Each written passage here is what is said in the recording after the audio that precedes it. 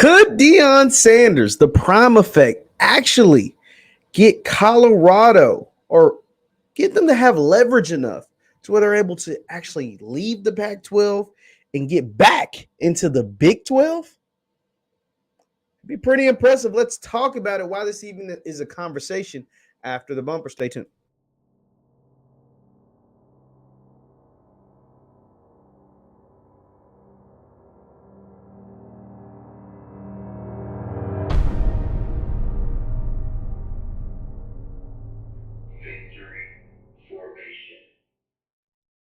What is going on, everybody? What is going on, everybody? My name is JeffLightsyJr. This is the Victory Formation Sports Show right here on JeffLightsyJr. YouTube, Facebook, and wherever you get your content. Do me a favor, hit that thumbs up button, like, share, subscribe, and notification bell as we upload all the time.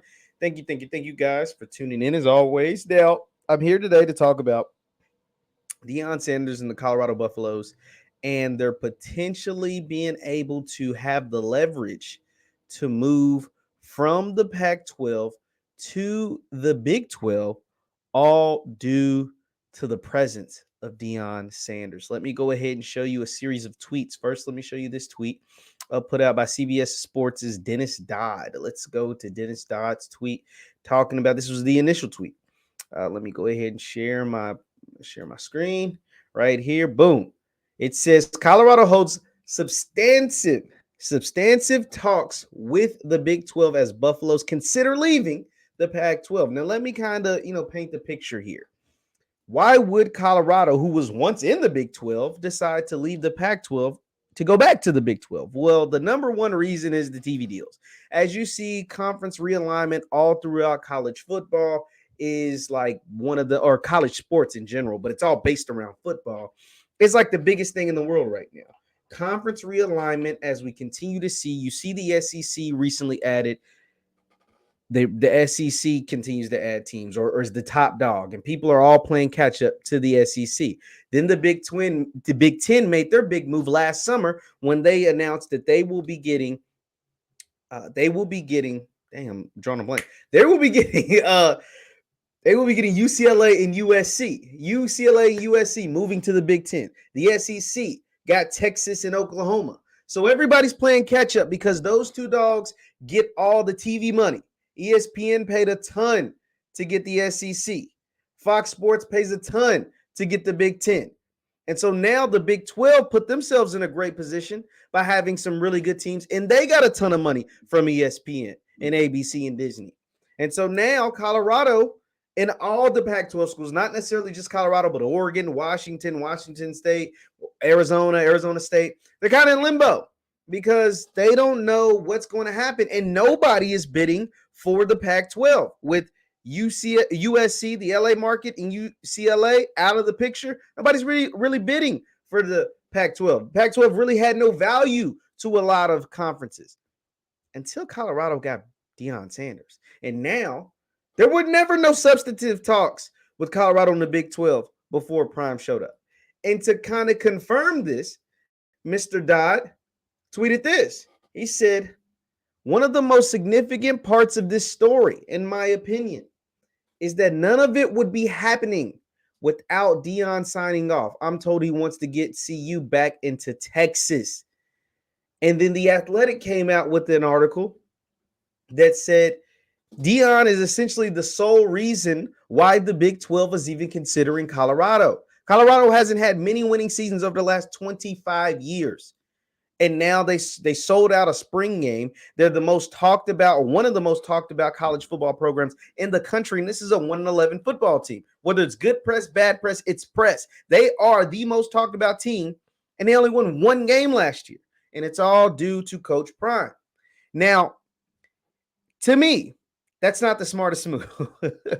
If Colorado is able to move and get the Big 12 bag as opposed to the puny Pac-12 bag, that would be job well done, magnificent for them. That would be Deion can lose every single game for forever. It doesn't matter because they won in the end. And here's why. People say all the time, players shouldn't choose programs simply just for the coach, because obviously, especially at a smaller school or smaller programs or not Alabama, Georgia, USC type of programs, Ohio State type of programs, because those coaches tend to leave for bigger jobs if they do what they're supposed to do, if they're very successful. And so why would a conference choose a school for one man? Why would the Big 12 add Colorado? And if Deion has any sort of success or failure, he could be out of there very, very quickly. That's why I don't think it makes a ton of sense. Now, if you are just convinced that Deion's going to be there 5, 10, 12 years, then do it. Because as you see, Colorado is currently reaping the benefits of the prime effect. Deion, the reason why Deion's so popular, it has a number of things. He's boisterous, he's flamboyant, he gives great sound bites, and he's a Hall of Famer, but he's a Hall of Famer that really speaks his mind and does things unorthodox. Right? Most coaches at any level, not just that, but especially at the highest level of college football, don't have the credentials that Deion Sanders has. And then for the ones that do have those type of credentials, have had that type of success, they're typically not that, they don't have that great a personality. They're not entertaining. They're not fun to watch or fun to cover. They just do their job and they're really good at their job, and then they don't really give you anything. He gives you the best of both worlds. He is Deion Sanders. Some would argue the greatest athlete in the history of the world, right?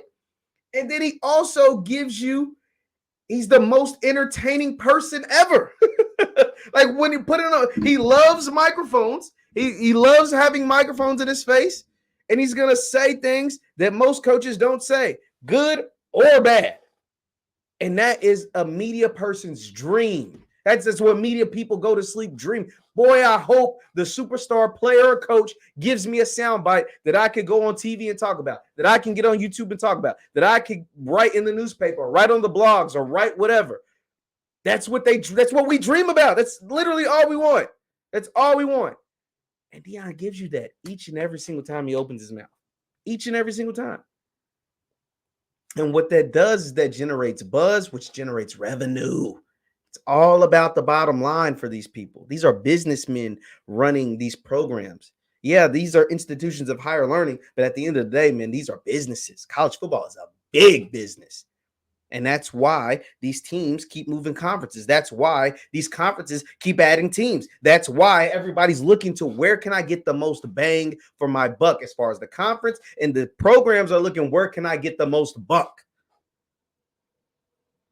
But this is going to be interesting if the Big 12 is able to make this play. This is going to be very interesting if Colorado is able to ultimately make this play.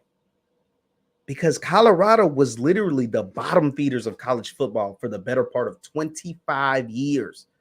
They were bottom feeders. They're like literally the worst Power 5 program in the country for 20 years, 25 years. Literally, Colorado was so bad last year. And that's why, like, to this day, I still can't believe he took the job. Colorado was so bad last year. There was like 2 Power 5 teams that only won one game last year. It was Colorado and Northwestern. Northwestern average loss, they went 1-11 as well, but their average losses, like the average points per game, like the margin of loss was 14, meaning their average loss was 14 points per game. Colorado's was 29. That means Colorado lost by an average of over 4 touchdowns. And now you're talking about before they even play a game, they could end up striking a deal, ending up in the Big 12, all because they got Primetime as the head coach.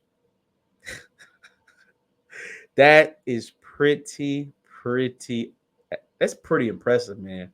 That is pretty amazing if they're able to pull that off. Now, it's just talks. But these talks, there's some meat on that bone. And where there's smoke, there is definitely fire in this media game, especially in college athletics. Especially when it comes to conference realignment. We see it all the time now. Oklahoma, Texas, deuces to the Big 10, hello, or Big 12, hello to the SEC.